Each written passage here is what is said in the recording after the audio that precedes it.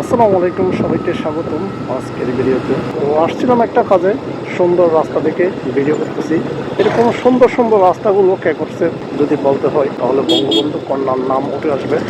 শেখ হাসিনা উন্নয়ন করছে আর এটা বলা যাবে না, এটা কোনো কথা?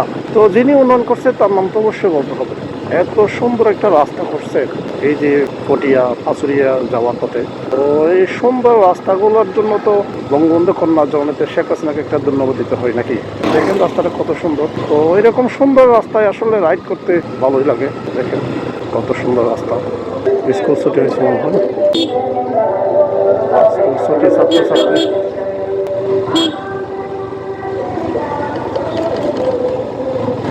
অনেক সুন্দর। এরকম সারা বাংলাদেশে হয়েছে রাস্তা, কিন্তু অনেকে স্বীকার করে না। আর অনেকে স্বীকার করলে ওদের অন্তর জ্বালা হয়। এই রাস্তায় তো লোকাল বাসও চলে দেখি।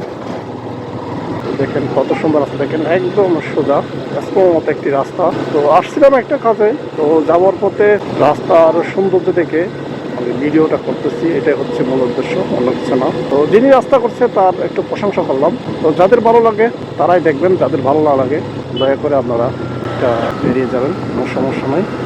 রাস্তা ওই গিয়ার দিচ্ছি মনে নাই, এখানে কোনো গিয়ার, এখানে কোনো মিটারে কত গিয়ার এটা দেখা যাচ্ছে না। দেখেন কি সুন্দর রাস্তা, একদম মসৃণ সোজা রাস্তা। এত সুন্দর রাস্তা গ্রামের ভিতর, মসৃণ।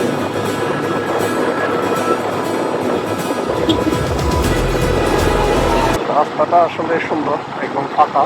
দুই একটা গাড়ি দেখা যাচ্ছে, তেমন বেশি কোনো গাড়ি নাই। ওয়েদারটাও ভালো, একদম একটু ঠান্ডা ঠান্ডা।